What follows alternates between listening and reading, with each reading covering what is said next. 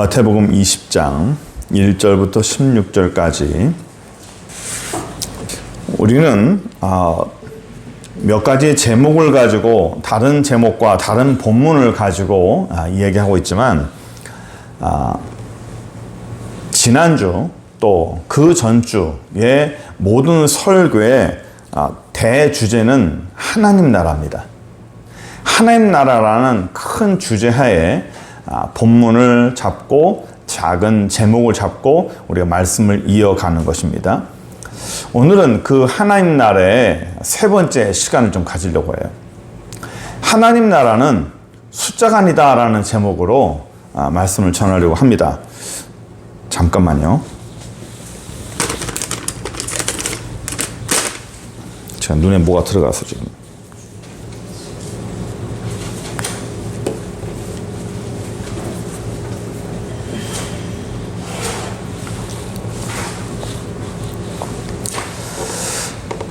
제가 단어를 불러드릴 테니까 그 단어 뒤에 글자가 두 개가 오는데 뭔지 한번 맞춰보세요.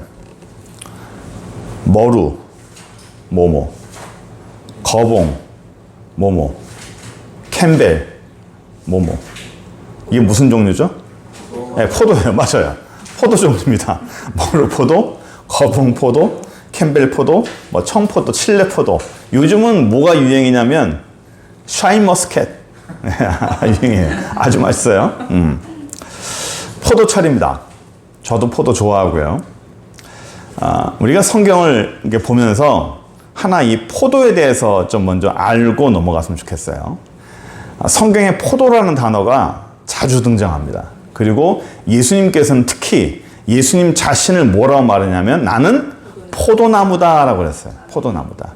그리고 하나님 나라를 포도원이라고 표현하기도 합니다. 그리고 오늘 본문에서도 포도원 주인이 나옵니다. 다른 해바라기 밭도 있고 감람밭도 있고 여러 가지 밭이 있는데 포도원이라고 하는 것, 포도라고 하는 특별한 어떤 의미가 있습니다. 예수님을 왜 포도로 하는지 잠깐 설명하고 우리가 본문을 들어가도록 하겠습니다. 이스라엘 땅은 사막이에요. 우리와 같이 뭐 시골에 가면 포도나무 막 키우잖아요. 뭐 수풀이 무성하고 뭐 햇살 좋고 잘 연걸어가는 그런 종류의 포도가 아니고요. 이스라엘의 포도는 사막에서 나는 포도입니다. 사막에서. 우리가 사막하면 모래사막 생각하는데 모래사막이 아닌 돌사막이에요. 이스라엘은. 그냥 돌밖에 없어요. 물이라고는 없고 초록색도 없고 그냥 전부 붉은색입니다. 붉은색의 돌들만 있는 곳이 이스라엘이에요. 그럼 이스라엘에 돌들만 있고 아무것도 물이 없는데 포도는 어떻게 자랍니까? 자라요. 물이 없는데 자랍니다. 언제 비가 오냐면 겨울에 잠깐 와요. 잠깐. 겨울 전체 몇 개월 동안 한 하루 이틀 3일 동안 비가 좀 내립니다.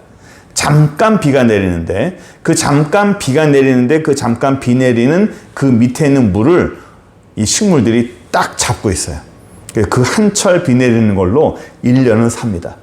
포도나무도 그래요. 그런데 겨울에 비가 오고 우리나라는 언제 비가 많이 오죠? 여름에 비가 많이 와요. 요즘에 날씨가 이상해서 가을 장마라는 단어도 생겼어요. 지금 가을 장마라고 하는데 원래는 여름에 비가 많이 옵니다. 이스라엘은 봄, 여름, 가을은 건기라고 그래요. 건기. 비가 하루도 안 와요. 단 한 번도 안 와요. 그냥 사막입니다. 그 건기 때 뭐가 자라냐면 포도가 자랍니다. 겨울에 우기가 오기 전에 포도를 이제 수확을 해서 포도주를 만드는 거예요. 그러니까 우리가 생각하는 포도주의 내용과 이스라엘의 포도주는 좀 달라요. 우리는 포도주 하면 술의 개념이고 뭐 어떤 기호의 개념이지만 이스라엘의 포도주는 물 대신 먹는 음료입니다. 어느 정도가 이게 중요하냐면 건기 때 물도 다 말라요. 물이 없어요. 뭐 20-30m 내려가도 물 겨우 얻는데 그것도 다 말라버립니다. 우물도 다 말라버려요. 그럼 먹을 수 있는 유일한 물은 뭐냐면 포도주예요. 처음에는 포도즙을 이렇게 모아놨는데 이 포도즙이 한 1년 지나고 나면 발효가 돼서 포도주가 되겠죠. 어쨌든 그걸 먹어요. 먹는데 그것도 한계가 있잖아요. 다 떨어지고 나면 그것도 없는 거예요. 여름 막바지가 되면요, 마실 게 없어서 양들이 죽어갑니다. 굶어 죽는 게 아니고요, 갈증으로 인해서 말라서 죽어버려요. 하나하나 죽어갑니다. 어린 동물부터 하나하나 죽어가요. 갈증 때문에, 물을 못 마셔서. 그러면 양들이 죽어가면 사람은요? 사람도 죽어갑니다. 하나하나 갈증 때문에 죽어가요. 밥 안 먹고 40일을 살 수도 있죠. 예수님도 금식하셨으니까. 하지만 물을 하나도 안 먹고는 3일을 못 버팁니다. 특히 사막에서는 하루 견디기도 힘들어요. 그러니까 하루하루가 생명이 왔다 갔다 하는 거예요. 물을 못 마시면 이제는 죽는 겁니다. 그럼 죽어가는 그 마지막 때에, 그 마지막 죽어가는 그때에 뭘 수확하냐면 포도를 수확하는 거예요. 그 포도를 수확해서 다 밟아가지고 거기서 나오는 포도즙을 받아서 그 포도즙을 한 컵을 쫙 마십니다. 그러면 얼마나 시원하겠어요? 그 사람들이 맛있다가 아니고요, 그 포도주 첫 컵을 마셨을 때 사람들이 느낌은 뭐냐면 이제 살았다예요. 이제 살았다. 갈증으로 이제 죽지 않아도 된다. 이제 살았다. 이제 나는 이제 살았다예요. 그 포도즙을 모은 걸 이제는 마시면 죽지 않는 거잖아요. 갈증 때문에. 그래서 이스라엘에서 포도라는 의미는 뭐냐면 구원이라는 뜻이에요. 기쁨의 뜻입니다. 환희의 뜻이에요. 죽어가는 그 마지막 단계에서 사람을 다시 살리는, 죽음에서 생명으로 돌리는 과일이 바로 포도라는 거예요. 그래서 예수님을 포도라고 말하는 게 바로 그겁니다. 나는 포도나무라는 거예요. 죽음에서 생명으로 돌리고 슬픔에서 환희로 돌리는 그런 것이 바로 포도예요. 그래서 예수님을 포도나무고 하나님 나라를 포도원이라고 표현하는 것도 그렇습니다. 오늘 본문에 포도원이 나와요. 그리고 거기에 포도원의 주인이 나옵니다.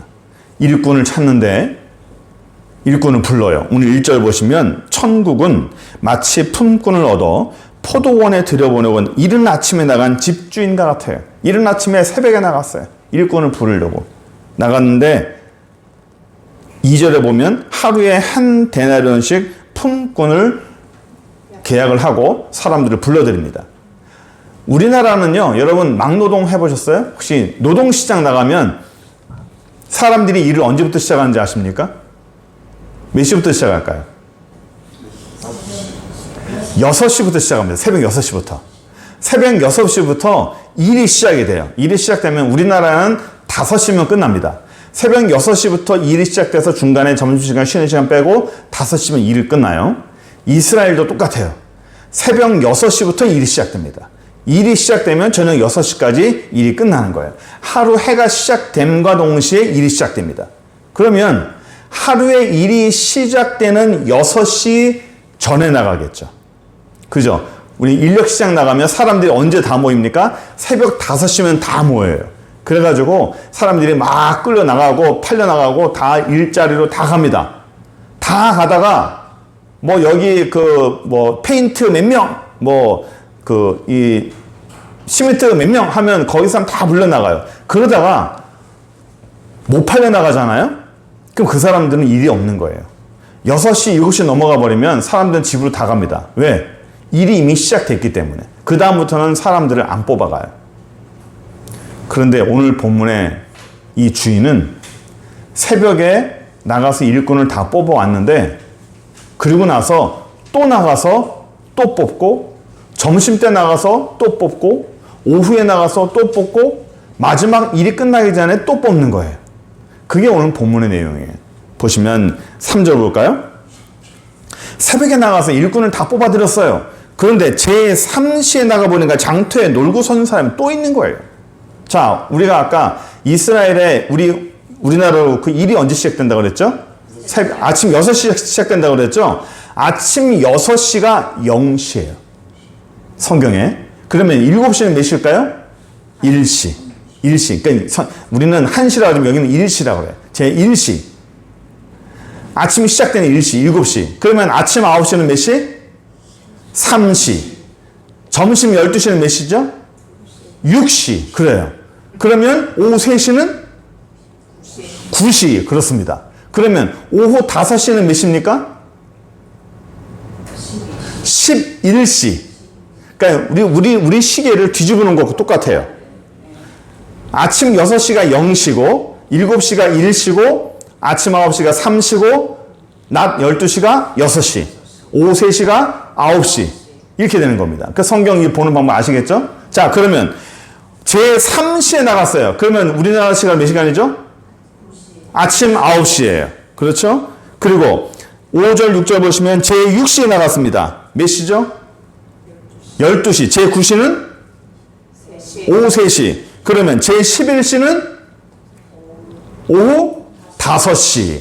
5시에 나가서 사람을 데리고 들어왔어요. 그 사람은 몇 시간이랍니까? 1시간 일하는 거예요. 맞아요. 오후 5시에 들어왔으니까 1시간 일하는 거예요. 어떤 사람은 새벽에 나가서 6시부터 일을 시작했고, 어떤 사람은 9시에 뽑혀와서 일을 시작했고, 어떤 사람은 낮 12시에 뽑혀와서 일을 시작했고, 어떤 사람은 오후 3시에 뽑혀서 일을 시작했고, 어떤 사람은 오후 5시에 뽑혀 들어와서 단 1시간 일을 했어요. 그리고 이제 저녁 6시에 모든 일을 마치고 사람들에게 품삯을 나눠줍니다. 얼마를 나눠주죠? 한 달란트, 한 데나리온을 나눠주는 거예요. 자, 그러면 9절, 10절 보세요. 제11시, 우리의 몇 시입니까? 오후 5시예요. 오후 5시 온 자들이 와서 한 데나리온씩 받았어요. 당시에 일당이 한 데나리온입니다. 한 데나리온씩 받았으니까 10절 보니까 먼저 온 자들이 더 받을 줄 알았더니 그들도 한 데나리온씩 받은 거예요. 자, 그럼 생각해 보세요. 오후에 1시간 일한 사람이 한 데나리온 받았으면 3시간 일한 사람은 몇 데나리온 받아야 돼요? 3데나리온 받아야죠. 시간당 한 데나리온이니까. 1시간 일한 사람이 한 데나리온 받았으면 6시간 일한 사람은 6개를 받아야 돼요. 9시간 일한 사람은 9개를 받아야 되고, 12시간 일한 사람은 12개를 받아야 됩니다. 데나리온 한 동전이니까. 이게 상식이에요. 11시에 1시간 일한 사람에게 한 데나리온을 줬다면, 예를 들어 10,000원을 줬다면, 10만 원을 줬다면, 1시간 일한 사람에게 10만 원을 줬다면, 6시간 일한 사람은 얼마 줘야 돼요? 60만 원을 줘야 되는 거예요. 왜? 1시간을 일했으니까, 1시간 일하는 것에 대한 대가를 쳤으니까. 근데, 어떤 사람은 1시간 일하고 한 데나리온 받았는데, 나는 새벽 6시부터 일을 했어요. 근데 그 일을 하려고 새벽 5시에 나왔어요. 뭐 일하고 준비한 시간까지 하면 훨씬 더 많죠. 12시간을 일했는데 나는 왜 한 데나리온이야? 쟤는 1시간 일하고 한 데나리온인데 나는 왜 12시간 일하고 한 데나리온이야? 공평합니까? 불공평합니까? 불공평합니다. 예? 불공평해요. 요즘 젊은 사람들의 화두가 뭐냐면 평등, 공평입니다. 공평하지 않다, 페어플레이지 않다 하면 애들이요, 청년들이 발끈하고 일어납니다. 4절 볼까요? 4절 보시면 이게 뭐라고 되어 있냐면, 그들에게 이르되 너희 포도원에 들어가라, 내가 너희에게 상당하게 주리라. 이 상당이라는 말이 뭔지 찾아봤더니 공정하다, 그리고 공평하다, 이런 뜻이에요. 공정하게 너에게 주겠다라는 뜻입니다. 정당하게 주겠다, 공정하다, 적당하게 주겠다라는 그런 뜻이에요. 그러면 12시간 일한 사람이나 1시간 일한 사람하고 똑같이 받는다면 그게 공정해요? 그게 적당해요? 아니, 공정하지 않아요. 그건 적당하지 않습니다. 이거는 만약에 오늘날 이런 일이 있었다면요, 데모합니다. 사람들이 난리 납니다. 12시간 일한 사람들의 반응을 봐요. 11절, 12절. 받은 후, 11절, 받은 후 집주인을 뭐 했어요? 원망했어요. 원망해 이르되 나중 온 사람들은 1시간밖에 일하지 아니하였거늘 그들을 종일 수고하며 더위를 견딘 우리와 같게 하였나이다. 우린 종일토록 일을 했고 게다가 쟤네들은 해 다 지리적에 와서 별로 덥지도 않았는데 우리는 정말 땡볕에서 일을 하지 않았느냐. 수고를 얼마나 많이 했느냐. 근데 어떻게 저들과 우리와 똑같이 취급하느냐. 이 말이 틀려요, 맞아요? 맞아요. 맞습니다. 이건 틀린 말이 아니에요. 충분히 여러분들이라면 어떻게 하겠어요? 발끈하겠죠. 예? 발끈합니다. 그럼 주인의 반응을 볼까요? 13절 보세요. 주인이 그 중에 한 사람에게 대답하여 이르되 친구여 내가 너에게 잘못한 것이 없다. 네가 나와 한 데나리온의 약속을 하지 않았느냐? 처음에 얼마 주기 약속했죠? 한 데나리온. 예. 약속하지 않았느냐? 온 종일 일하면 한 데나리온 받기로 약속을 했어요. 이게 공정하고 적당한 금액이에요. 4절에 말한 공정한 금액입니다. 근데 적게 일한 사람도 하나, 많이 일한 사람도 하나, 여기에 문제가 발생하는 거예요. 공정하지 않은 거죠. 누구 입장에서 보는 거예요? 12시간 일한 사람 입장에서 볼 때 이건 공정하지 않아요. 어떻게 1시간 일한 사람이 나와 같이 대접을 받느냐는 겁니다. 그 옛날에는요, 그 우리나라에 쇼핑백 있죠. 종이 쇼핑백. 종이 쇼핑백을 개인이 다 접었어요. 풀 붙여서 다 접었습니다. 1시간 일한 사람이 쇼핑백을 접은 것하고 10시간 일한 사람이 쇼핑백 접은 것하고 누가 더 많아요? 예? 10시간 일한 사람이 훨씬 더 많죠. 그리고 1시간 일한 사람보다 10시간 일한 사람이 훨씬 더 능숙합니다. 왜냐하면 경험이죠. 경험이. 우리나라는요, 그 회사에 취직할 때 신입보다는 경력직을 우선합니다. 일을 해본 사람을 훨씬 더 좋아해요. 일을 한 사람들은 뭔지를 아는 거예요. 이 세상은 경력직을 대우해 줍니다. 근데 오늘 본문에 이 주인은 경력을 인정을 안 해줘요.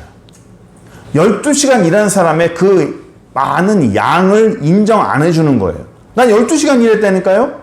1시간 일한 사람하고 왜 똑같이 대우하십니까? 이게 12시간 일한 사람의 불만입니다. 그러면 누가 보더라도 오늘 본문의 포도원의 주인은 공정합니까? 안 합니까? 공정하지 않아요. 우린 본문을 보면서 마지막에 주인이 내 거를 내 뜻대로 하는데 그게 뭔 상관이냐? 라고 하면 그래. 하나님의 주권이겠지. 라고 토달지 마라. 믿어라. 라고 생각하겠지만 저는 사실 그렇게 또 배웠어요. 하나님의 주권이니까 토달지 마라. 하나님 하시는 일이다. 하나님 주권에 토다는 거 아니다. 라고 생각을 배웠어요. 그럼 성경에서 오늘 본문에서 여기서 말하는 게 하나님의 주권인가요? 이 본문에서는요. 하나님의 주권을 말하지 않아요. 첫 장 보세요. 20장 1절. 첫 단어가 뭐죠? 천국이에요. 하나님 나라입니다. 천국에 대해서 얘기하는 거예요. 하나님 나라에 대해서 얘기하는 거예요.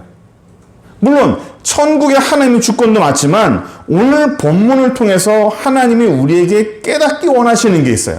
우리가 봐야 되는 초점이 있다고요. 어디에 초점을 맞출 것이냐. 12시간 일하는 사람의 불만 가득한 그 불공평을 볼 것이냐. 아니면 그 주인의 내 마음대로 할 것이라고 하는 그런 주권을 볼 것이냐라는 겁니다.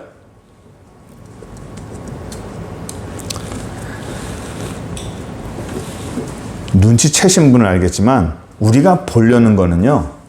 12시간 일한 사람이 불만 갖고 있는 공평하게 나에게 달라고 하는 그 사람도 아니고 포도원의 주인도 아니고요. 누구를 볼까요?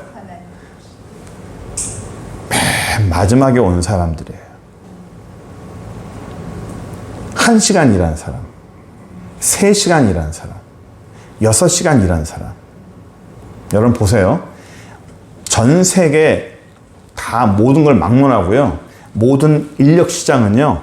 새벽에 6시에 일을 시작한 그 동시에 다 일을 나가잖아요. 나머지 뽑히지 않은 사람은요. 일을 못합니다. 그건 우리나라만 그러는 게 아니에요. 인력 시장에서 그 인력이 다 뽑혀 나가잖아요. 남은 사람은 그날 공치는 거예요. 그날 일을 못합니다. 아무리 내가 4시에 나왔어도 내가 뽑히지 못하면 그 사람은 일을 못하는 거예요, 그날. 그러면 새벽에 뽑혀서 포도원에 들어가는 사람 외에 나머지 사람은 오늘 일을 할 수 있다고 기대를 할까요, 안 할까요? 못합니다. 노는 거예요. 그날은 공친 겁니다. 그런데 오전 9시에 나가니까 여전히 놀고 있는 사람이 있는 거예요. 오전 9시에 들어간 사람은 감사할까요, 안 감사할까요? 감사하죠. 자기 원래 놀아야 되는데. 그날 일을 공치는 사람인데. 12시에 온 사람은 좀 더 감사하겠죠. 야, 내가 점심 때인데도 내가 일을 할 수 있어. 우와, 땡큐다. 오후 3시에 뽑혀 들어왔어요. 우와. 오후 3시에 이거는 일 조금만 하면 돼. 우와. 얼마 줄지 모르겠지만 그래도 안 받는 거보다 나. 오후 3시에 들어온 사람이 한 데나리온을 요구할까요? 저는 그렇다고 보지 않습니다. 반에 반만 줘도 감사하는 거예요. 왜? 노는 것보다 나으니까. 그러면 마지막 1시간 남겨 들어온 사람은 어떤 마음일까요? 이건 감격입니다. 이거는. 예? 감격이에요. 와, 나는 하루 종일 놀았는데 마지막 1시간 남겨놓고 난 뽑혔어. 이야, 이건 웬, 야, 오늘 뭐 좋은 일이 있나 보다. 그러면 그 사람은 얼마를 받는 걸 기대할까요? 10분의 1만 받아도 감사한 거예요. 10분의 1만 받아도. 그럼 보세요.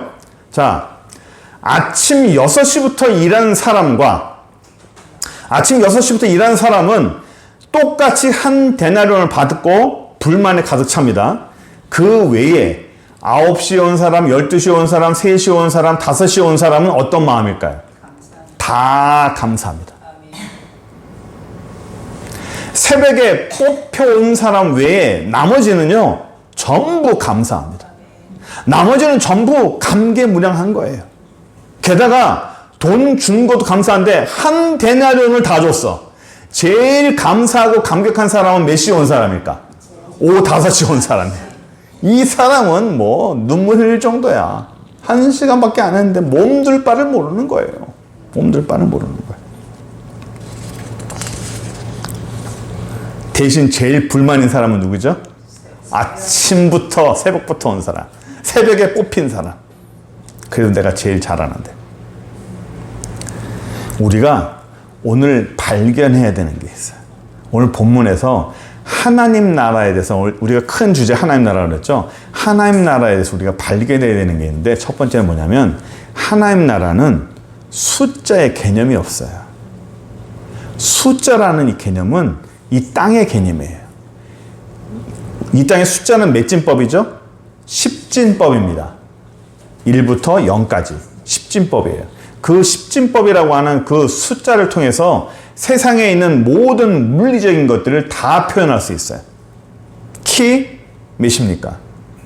당신 돈 얼마나 있습니까? 뭘로 표현하죠? 예, 숫자로 다 표현합니다. 당신 차는 얼마나 큽니까? 몇 cc로 표현합니다. 당신 몸무게는 얼마나 나갑니까? 얼마나 무겁습니까? 몇 킬로그램으로 됩니다. 질량, 부피, 키, 재산, 물리적인 그 모든 것들은 전부 다 숫자로 표현돼요. 그러니까 이 땅의 것들은 숫자로 다 표현되는 거예요. 숫자 말고 또 표현되는 게 뭐냐면 기호라는 게 기호. 이 땅은 기호학이 있습니다. 이 그 3대 학문의 심리학, 또 기호학 이런 게 있어요. 그 기호학 중에 하나가 이 숫자입니다. 이 땅은 숫자로 다 표현되는 거예요. 근데 하나님 나라는요, 이 땅의 기준이 적용이 되지 않아요. 하나님 나라는, 하나님 나라가 숫자로 표현이 됩니까? 하나님 나라는 숫자로 표현이 안 돼요. 영적인 것은 숫자로 표현될 수 없는 게 영적인 거예요. 우리가 오해하는 게 바로 이런 부분이에요. 내가 신앙 생활을, 하나님의 것을, 하나님 나라의 것을 자꾸만 이 땅의 물리적인 것으로 자꾸 생각을 해요. 하나님 나라의 것을 자꾸만 숫자로 표현하려고 그래요. 하나님 나라의 것을 자꾸만 숫자로 내가 이해하려고 하는 겁니다. 하나님 나라는 숫자로 이해할 수 없어요. 그런데 하나님의 것을 이 땅의 개념으로, 이 땅의 기준으로, 이 땅의 잣대로 자꾸만 표현하려고 하는 겁니다. 얼마나 많이 내가 일을 했느냐, 내가 얼마나 많이 살아왔느냐, 내가 신앙생활을 얼마나 많이 했느냐, 부피가 얼마나 되느냐, 그 양이 얼마나 되느냐, 그 길이가 얼마나 되느냐, 숫자로 되는 그 모든 것들을 하나님 나라에 자꾸만 대입을 해요. 그래서 결과가 뭔지 아세요? 하나님을 원망해요.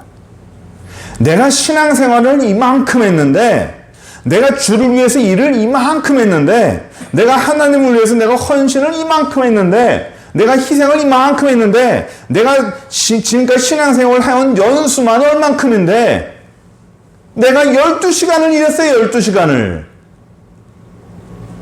그런데 그 시간과 경력과 그 양을, 그 숫자의 개념을 하나님이 인정합니까? 안 합니까? 인정 안 합니다. 우리가 자꾸만 인정해달라고 하나님께 요구를 하는 거예요. 이 땅의 개념을. 이 땅의 어떤 숫자의 개념을 하나님에게 자꾸 요구하는 겁니다. 우리의 잣대 기준으로 이 땅에 있는 모든 것들을 물리적인 것으로 자꾸만 되는 거예요. 하나님 나라는 영적인 거예요. 근데 이 땅의 물리적인 것으로 자꾸만 그걸 생각하는 건 안 되는 거예요. 한 예를 들어 드릴게요. 제가 어릴 때부터 천국 갔다 오신 분들이 간증을 참 많이 했어요. 제가 지금도 기억나는 게 초등학교 때 천국 갔다 오신 분이 간증을 했는데요. 그때 그분이 그렇게 하셨어요. 뭐라고 말씀하시냐면, 천국 갔더니 우리 집이 있는데 집 문 앞에 내 이름이 문패가 이렇게 크게 걸려 있더라. 그 문패를 보고 얼마나 기분이 좋았는지 모른다는 거예요. 그때 그게 있었어요. 그리고 좀 지나고 나서 또 어떤 분이 오늘 하나님 나라에 갔더니 천국에는 연립주택이 있더라. 네? 그 다음에는 아파트가 하나님이 내게 주어지더라. 요즘엔요, 어떤 게 있는지 아세요? 요즘엔 또 천국 가니까 이 전원주택 있죠. 풀밭이 있는 전원주택이 하나님 내게 주어지더라는 거예요. 여러분 생각해 보세요. 옛날에 1960년대, 70년대 우리나라 사람들의 소망이 뭔지 아세요? 내 집 갖는 거예요. 내 집 앞에 나무로 된 문패라는 게 있어요. 이름 쓴 문패. 그게 남자들의 로망이었습니다.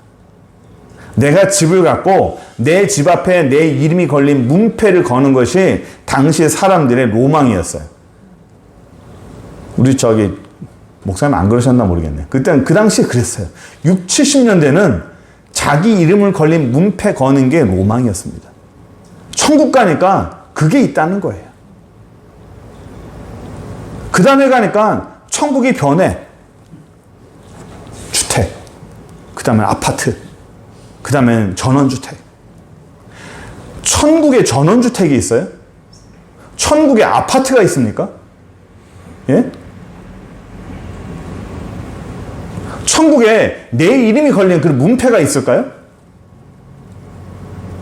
그 뭐죠? 그럼 그분들이 본 건 가짜인가요?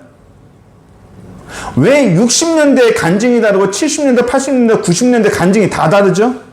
2000년대 천국 봤다는 사람의 간증이 왜 다르죠? 맥락은 같지만 내용이 달라요. 왜 그러죠? 표현하는 모습이 다른 거예요. 이유가 뭐예요? 제가 성경을 말할 때 가르쳐 드렸죠. 성경이 뭐예요? 성경은 하나님께서 사람이 이해할 수 있게끔 사람의 언어로 말씀하신 거예요. 하나님이 사람의 언어로 낮추셔가지고 사람이 이해할 수 있는 언어로 말씀하신 것이 성경이에요. 낮추신 거죠. 그러면 사람들이 봤던 천국이란 뭐예요? 하나님이 천국이라는 것을 그 사람이 이해할 수 있게끔 보여주시는 거예요. 이 땅에 내가 생각하는 가장 아름다운 것을 하나님이 보여주신 겁니다. 천국에 보면 금이 깔려 있고 보석이 깔려 있고 천국에 보면 홍마노 어떤 사람이 그래요. 홍마노? 아휴 그런 거는 요즘 보석으로 취급하지도 않는다는 겁니다. 이쁘지도 않다는 거예요. 천국에 그런 옛날 그런 고리타분한 그런 게 있다면 그렇냐고. 이 당시에는 그게 최고의 보석이었어요. 최고의 보석이었습니다. 하나님이 천국을 보여주실 때 이 땅의 사람들에게 최고라고 생각하는 그것을 하나님이 보여주시는 거예요. 이해할 수 있게끔. 제가 무슨 말인지 아세요? 하나님이 사람들이 이해할 수 있게끔 보여주시는 겁니다. 그러니까 이 땅에 있는 그런 물리적인 것으로, 이 땅에 있는 숫자의 그런 개념으로 하나님 나라를 이해하면 안 되는 거예요. 내가 이만큼 일했으니까 그것에 대한 대가가 있겠지. 내가 이만큼 생활을 했으니까 하나님 내한테 뭔가 주겠지. 영은 물리적인 모습이 없어요. 영적인 것은 물리적인 게 아니에요.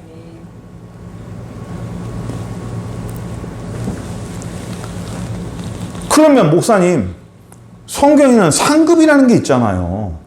성경에는 상이라는 게 있잖아요. 그럼 그건 뭐예요?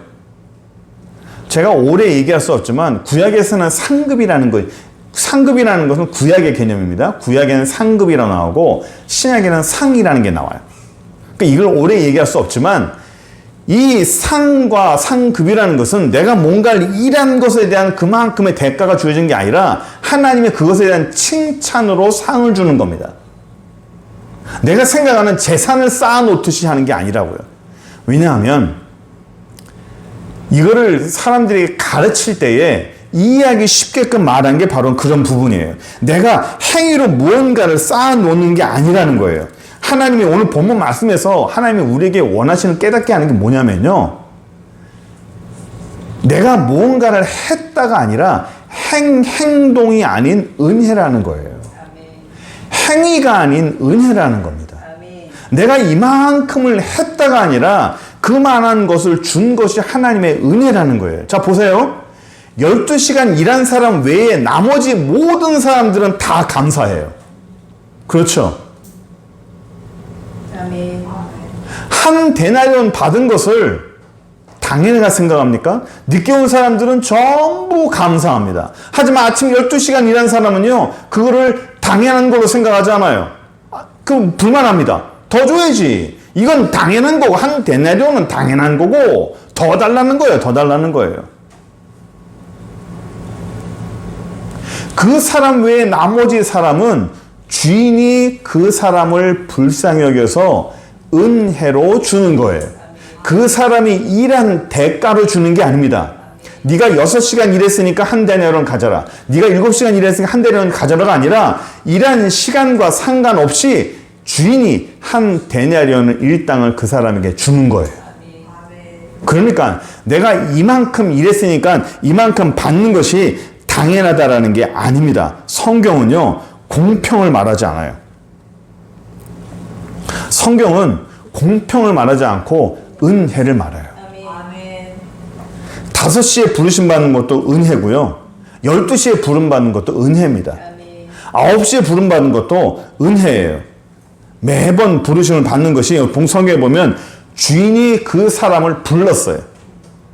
그 사람을 불러서 그가 포도원에 들어온 거예요. 부르심을 받은 것이 은혜인 거예요. 부르심을 받은 것이 기적이고 부르심을 받은 것이 놀라운 능력입니다. 나는 끝났는데 주인이 나를 불러서 들어가서 일을 할 수 있었다는 거예요. 하나만 더 볼게요. 두 번째 우리가 생각할 게 뭐냐면 하나님 나라는요, 아까 얘기했지만 당연한 게 아니에요.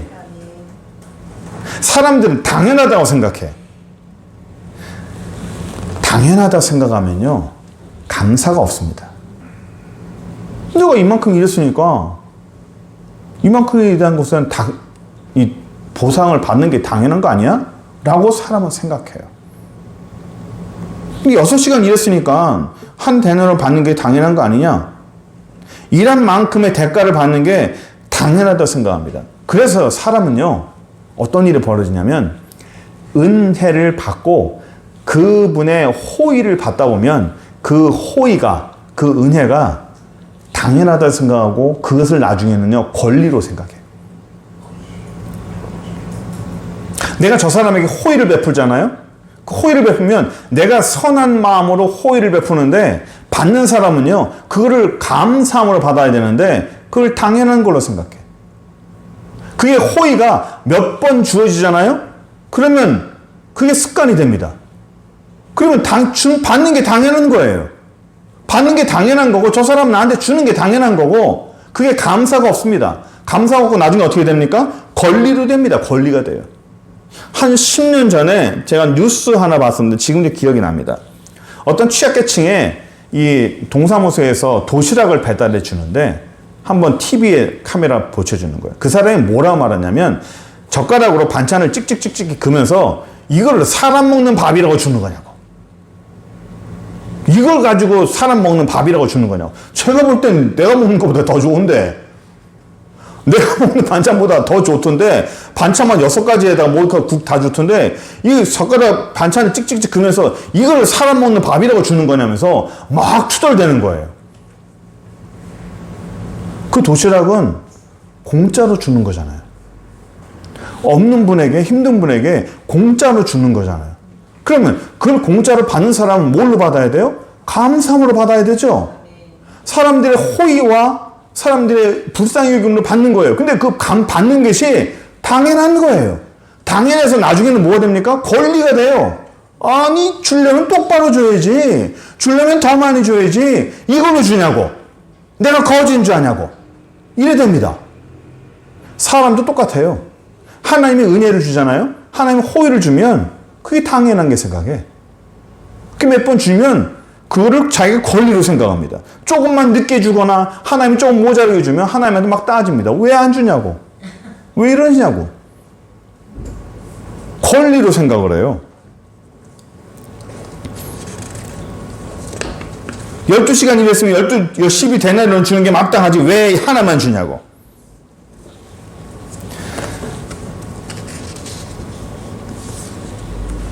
어느 날 여기 있는데 어떤 분이 찾아왔어요. 툭툭 두드리는 거예요. 누구십니까? 했더니 예, 좀 어려워서 좀 도움받고 싶다는 거예요. 돈이 있네. 그래서 내가 1,000원짜리밖에 하나 없어가지고 1,000원을 줬더니 딱 받고 인상이 변하는 거예요. 그래서 받고 그대로 주머니에 집어넣으시다가 그대로 가만히 있는 거예요. 아, 이분이 좀 모자란가 보다 싶어가지고 주머니에 있던 2,000원을 그 2,000원 전부 2,000원을 그냥 드렸어요. 그걸 봤더니 또 가만히 있어요. 제가 돈은 없다고. 근데 그분 하시는 말씀이 뭐냐면 그 2,000원 가지고 엄지손가락 이렇게 두 개를 비비면서 저보고 하는 말씀이 이거 2,000원 가지고 어디 가서 뭘 먹고 사냐고. 이거 가지고 내가 밥을 먹을 수 있겠냐고. 생각해보라고. 이거 가지고 어디 가서 뭘 먹겠냐고.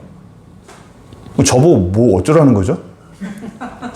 더 달라는 거예요. 밥을 먹을 수 있게 더 달라는 겁니다. 근데 돈이 없어요. 제가 현금 안 갖고 다니니까. 제가 돈이 없습니다 했더니, 아니, 쭉 한번 돌아보더니, 돈이 있게 생겼구만. 더 주셔. 그러는 거예요. 아, 제가 돈이 진짜 없습니다. 제가 얼마나 머리를 조아리 했는지, 죄송합니다. 제가 돈이 없습니다. 제가 돈이 없습니다. 좀 더 주세요. 제가 돈이 없어요. 이거밖에 없습니다. 제가 얼마나 고개를 숙였는지, 그래서 가고 난 다음에 이상한 거예요. 내가 왜 저 사람한테 고개를 조아렸지? 내가 죄인된 느낌인 거예요.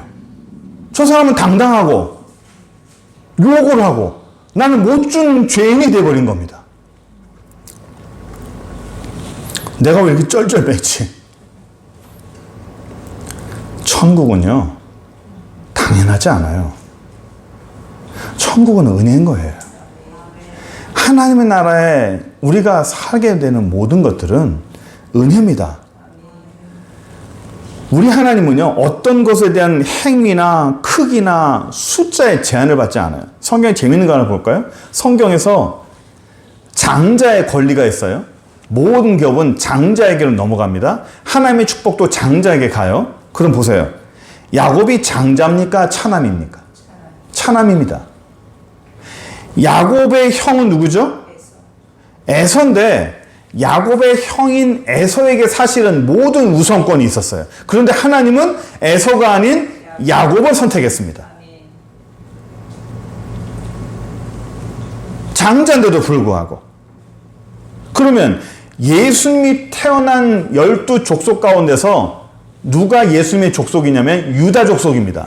그러면 야곱의 아들 중에서 예수님이 태어났으니까 예수님이 태어난 족속 유다는 첫째 아들이겠네요? 아닙니다. 주간이에요. 첫째 아들이라고 하나님이 따로 빼서 그에게 축복 주고 그런 게 없습니다. 요셉의 아들 므낫세가 아닌 에브라임 두 번째. 하나님 나라는요, 이 땅의 순서가 아니에요. 이 땅에는 순서가 있잖아요. 그렇죠? 줄 서요. 너 뒤에 나고 내 뒤에 너고 줄 섭니다. 줄 서는 것도 숫자로 다 표현돼요.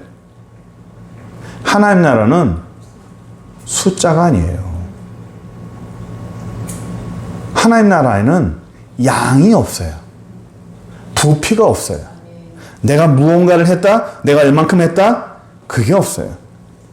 하나님 나라가 우리에게 피로 생명으로 값주고 우리를 샀잖아요. 그렇죠? 피값으로 샀잖아. 하나님 나라에 들어가는 거는, 하나님 나라에 내 천국 백성이 되는 것은 예수님의 보혈의 피만 되는 거예요. 제가 지지난주에 수영로교회에서 세미나가 하나 열렸어요. 옛날에 우리 총신에서 교수님이 한번 세미나 했는데 그분이 이런 말씀 하시는 거예요. 요즘 한국교회의 흐름이 뭐냐면 기독교가 천주교화 된다라는 거죠. 기독교가 천주교화 된다는 게 뭐냐면 교리가 구원에 대한 교리가 천주교화 된다는 거예요. 많은 사람들이 은혜가 아닌 행위 구원으로 자꾸 간다는 거예요. 요즘에 그런 성향이 있다고 말씀하시더라고요. 제가 고민하는 게 바로 그 부분이었잖아요. 똑같이 딱 찍어서 얘기하는 거예요. 유튜브에 정말 유명한 사람들이 하나님의 은혜가 아닌 자꾸 행위를 얘기하는 거예요. 뭘 해야 구원받고, 뭘 해야 천국 가고, 어떤 걸 잘못하면 천국 못 가고, 이걸 잘해야 천국 가고, 이 정도 해야 천국 가고, 이렇게 못하면 천국 못 가고, 이렇게 하면 천국 못 가고, 예수 믿는 사람 가운데서 1%만 천국 가고, 목사님 가운데서 10분의 1밖에 천국 못 가고, 이딴 소리를 자꾸만 하는 거예요. 그게 유명한 사람들 하다 보니까 사람들이 머릿속에 진짜 그런가 보다 하는 겁니다. 예수님의 보혈의 피는 다 어디 가고, 예수 그리스도의 보혈의 피는 다 어디 가고, 무언가를 자꾸만 해야 이걸 해야 된다, 저걸 해야 된다, 저걸 해야 된다. 이걸 못하면 천국 못 가고, 저걸 못하면 천국 못 가고. 예수님께서 말씀하시는 이스라엘의 모든 율법의 한계가 뭐죠? 율법은 죄를 생각나게 하는 거예요. 그 율법을 아무리 지켜도 못 지키는 겁니다. 그 행위로는 못 간다는 거예요. 그래서 예수 그리스도의 보혈의 피가 필요한 거죠. 예수님의 보혈의 피로 말미암아 우리가 하나님 나라에 들어가는 거예요. 그 보혈의 피의 공로로 들어가는 겁니다. 내가 뭔가를 해서가 아니에요. 어떤 분이 그런 얘기를 해요. 믿음 생활 잘하다가 마지막 죽을 때 내 정신이 온전치 못하면 어떡하지? 라는 거예요. 내 정신이 온전치 못해서 믿음 생활 제대로 못해서 천국 못 가면 어떡하지? 옛날에 어떤 유명한 목사님이 마지막에 돌아가실 때는 치매에 걸렸어요. 치매에 걸려가지고, 그래서 그분이 돌아가시기 전에 후배 목사님들이 물어보는 거예요. 목사님, 예수님 믿으시죠? 확인하는 거죠. 예수 믿고 구원 받으셨죠? 그랬더니 그분 목사님이 하신 말씀 뭔지 아세요? 예수가 누구야? 치매에 걸려가지고. 예수를 모르는 거예요. 예수가 누구야? 그런 거예요. 마지막에 나는 예수 믿습니다. 난 구원도 확신합니다. 그런 고백이 있어야만이 천국 갑니까? 마지막에 정신 잘 상하도 마지막에 치매에 걸려서 예수님 모른다고 하면 그 사람 천국 못 가는 거예요? 네? 평생을 신앙생활하다 마지막에 너무 힘들어가지고 신앙생활 좀 게을리게 했었어요. 그분은 천국 못 가는 거예요?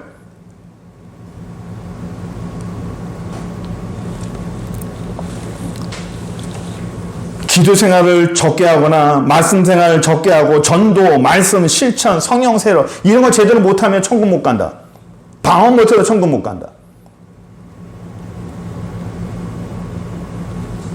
전전긍긍하는 거예요. 죽을 때까지. 예수님은 도대체 어디 가고 자꾸만 천주교로 회귀합니다.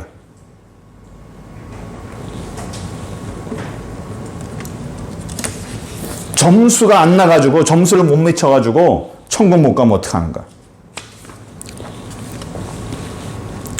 우리가 마지막 정리 좀 하려고 해요. 시간이 좀 많이 지났지만 우리가 천국에 가고 구원 받을 만한 자격이 우리가 있나요, 없나요? 우리는 구원받을 만한 자격이 없어요. 목사님, 그래도 나는 그래도 말씀 생활 잘하고 그래도 죄 안 짓고 이렇게 잘 삽니다. 믿음 생활 잘합니다. 믿음 생활 진짜 잘하나요?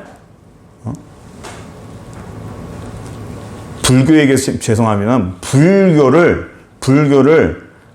한 단어로 설명할 수 있어요. 불교의 모든 철학과 이 모든 행위를 그것들을 하나의 단어로 압축시킨다면 그게 뭔지 아세요? 업입니다. 업보라고 그러죠? 업.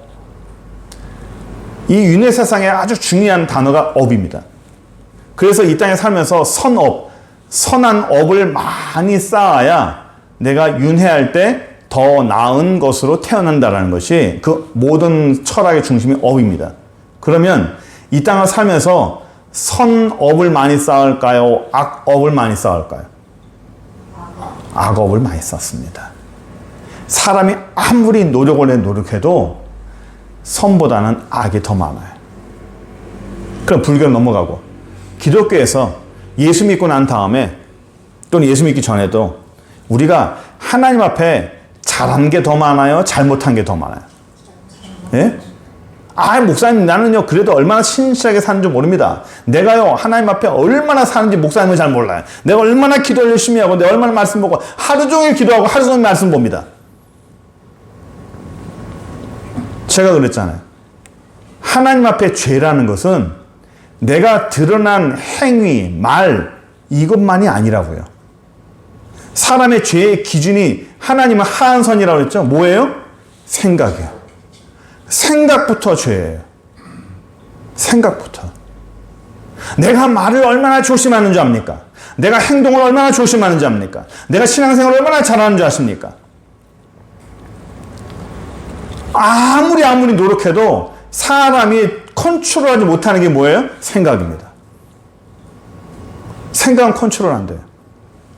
그 죄를 어떻게 할 거예요?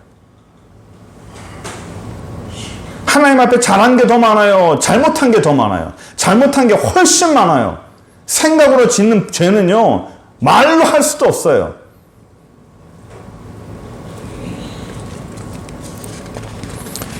우리는 자격이 되어야 안 돼요? 안 됩니다. 우리는 죄의 기준으로 치면 천국 들어갈 자격이 안 됩니다. 그래서 천국은 하나님의 은혜로 들어가는 거예요. 자격이 없지만 예수님의 보혈로 들어가는 거예요. 늦게 왔다고, 제대로 일을 못했다고, 하나님 앞에 제대로 못한다고 천국 못 들어가고 중간에 바뀌고, 야, 넌 안 되겠다. 보니까 안 되겠다. 중간에 잘리고 그러는 게 아니에요. 저희 애들 두 사람, 예담이 예인이 안에는요, 저와 사모의 피가 들어가 있어요. 그 피가 저들 안에 있습니다.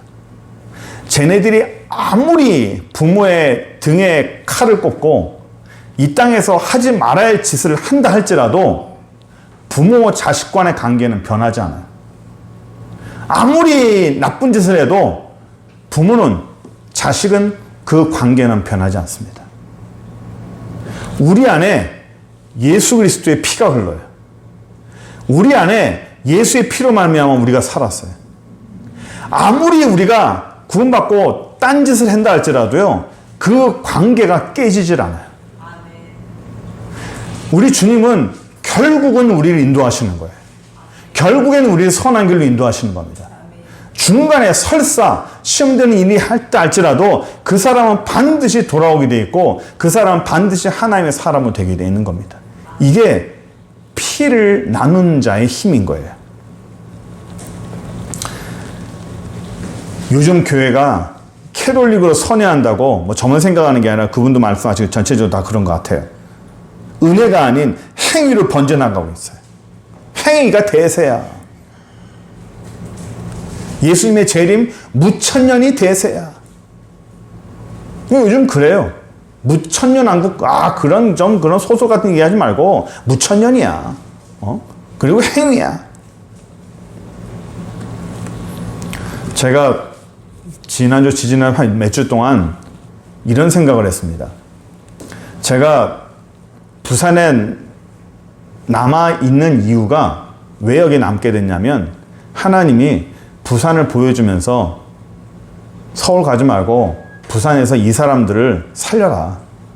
이 죽은 자와 방불한 이 사람들을 살려라. 해가지고 제가 순종해서 남았어요. 뭐 떠드는데 뭐 하는데 어떨 땐 외로워요.